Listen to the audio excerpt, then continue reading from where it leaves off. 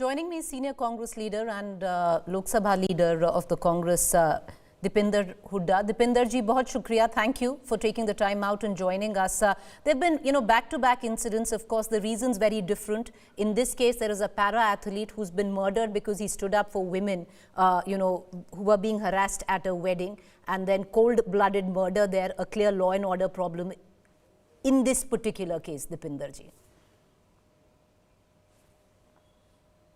It's very sad. It's a heart-wrenching incident, and just speaking out for the right cause led the murderers to have this raged attack on this particular athlete, who's a national level athlete, 5 national championships under his belt. He belonged to my constituency, and this also speaks about the kind of lawlessness that has become the norm in Haryana today.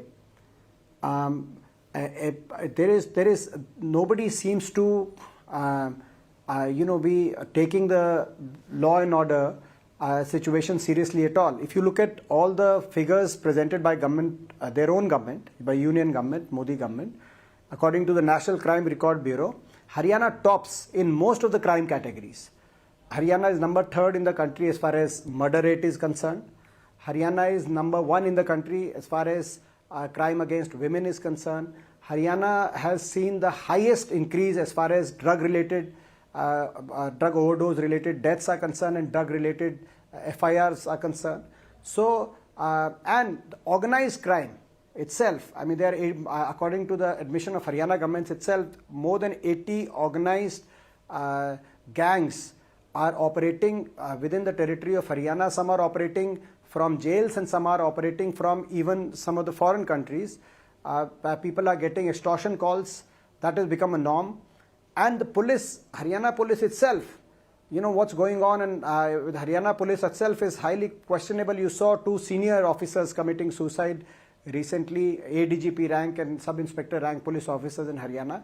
And there's common knowledge that a lot of these gangsters, big gangs which are operating, these extortion calls which are getting made, etc., some of these gangsters are mixed up with some of the policemen under the political patronage. And a lot of times when these extortion calls get made, the ordinary citizen approaches the police and the police says that, okay, we'll get the settlement done. So it's unfortunate, a state which was known for a very good law and order situation, which led it to become one of the magnet for investments during the previous Congress regime, and now is one of the worst states as far as law and order is concerned. So, and this particular example is a very, very heart-wrenching case, but an example in that regards. Now, Deepender ji, it is in fact indeed tragic because, this young boy, all of 28 years old, was standing up for women who were being harassed at a wedding, and then he's cornered and killed. The Haryana police, the Haryana administration, the government, we've sought answers. They say they have done all that needs to be done because it's a larger issue. There is a personal enmity angle is what the Haryana police is insinuating. But the larger context, yes, Deepender ji, go ahead. But one context there is that the murderers did not even think twice before taking the law in their own hand. That environment, Haryana government I hold responsible for that environment. So that's why we see so many murders, kidnaps, extortion calls, crime against women in Haryana on a daily basis. And why the situation has gone from bad to worse is because the police has lost credibility. And the criminals are not afraid of the law enforcement at all. And it's the ordinary citizens who are afraid of both the criminals and ineffective police. And it has to be the other way around. And that's Deepender ji, let me expand the ambit of this conversation. At one end, Deepender ji, you clearly have a law and order issue. Which is reflected today in this sad, tragic incident in the death of a 28-year-old young boy. On the other hand, there have been incidents of negligence, and sadly, the irony is there that both these incidents involve athletes from Haryana, which is the cradle of sports culture in India, where 2 young boys today have paid the price of negligence, one in Jhajjar and the other one in Rohtak. Yeah, you're right. I mean, it's a sad. The other two incidents are again extremely sad, and I hold the Haryana BJP government directly responsible for those two deaths. The government cannot wash away its responsibility on those two cases at all. It's government's responsibility. Unfortunately, what has happened, you saw what the incident, I'll just explain to you the Lakhan Majra incident, where that particular basketball court and that particular basketball stadium has seen multiple players coming from them making it to Indian team. In fact, the current basketball team too are from Lakhan Majra village. And now this particular, in spite of all this, for the last 11-12 years, not 1 rupee was given by Haryana government in terms of even maintaining these stadiums, including this one. Across Haryana, they have not spent any budget whatsoever in maintaining the sports infrastructure. A huge sports infrastructure was created during the previous Congress regime. Everybody knows that. We built 481 sports stadium across Haryana, from village level to district headquarter level. Now, 11-12 years have passed, let alone trying to build new sports infrastructure, creating new stadiums, etc. Even these stadiums were not properly given any, looked after properly, etc. In this particular case, for for a long period of time, all these basketball players were running from pillar to post. They even met the Chief Minister, saying that we needed small little funds just to make sure that our sports stadium gets renovated. This stadium I had gotten built in 2008 and 9. So it's almost now, almost you can say 18 years or so, 18 years back. So it needed some maintenance funds. They met Chief Minister, they met all the ministers, nobody even bothered. Then eventually they came to me 3 years back. More ironical is that then after the government did not do anything, I, from my own MP lad, gave 18.5 lakh rupees for this particular court. But for 3 years, after deducting that 18.5 lakh from MP lad into the state, Haryana state coffers, that MP lad was even not spent by the state authorities. Now you can imagine. They are not doing it themselves. They are not even letting the local representatives help the people from their own funds. So that, and eventually we lost Hardik Rathi, the player there, who has been selected in Indian national basketball team. And again, similarly, in another incident, we lost Aman from Bhadugarh, who was also a very good budding basketball player. Government is solely responsible. And what government does?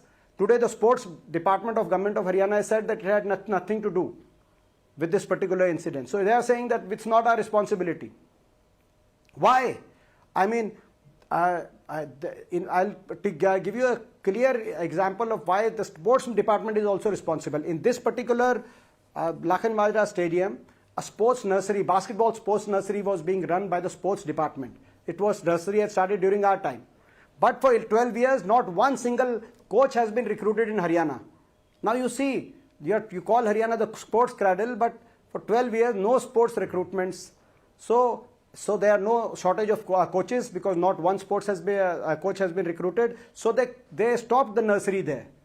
So there was no government appointed sports coach there, and that's why they're saying that we are washing our hands and it's not our responsibility. We demand, people of Haryana and people of Rohtak demand, we stand with the families, we demand justice for Hardik Rathi and we demand justice for Aman. Both the families should be given compensation. There is a criminal liability. It's a case of criminal negligence on part of government. Criminal liability lies with the government and government has to be payable. So therefore, we ask for the government to provide permanent jobs to both the families, to provide some financial relief. Government has offered them 5 lakh rupees to these two families. Can you imagine? We demand that at least 1 crore rupee should be given. He is a Indian national basketball player. What are you saying? Because of you, he's lost his life and you're saying that we give you a check of 5 lakhs. So my final question, Haryana has been the cradle of sports as such. The death of these two young budding sports persons, clearly due to negligence, is tragic to say the least. You're also the MP of Rohtak, from which this one young boy, paid Hardik Rathi, paid with his life because of negligence. Did you as an MP do enough? What was required of you? Of course. I mean, as an MP, this was a stadium which I got built in 2008 and 9.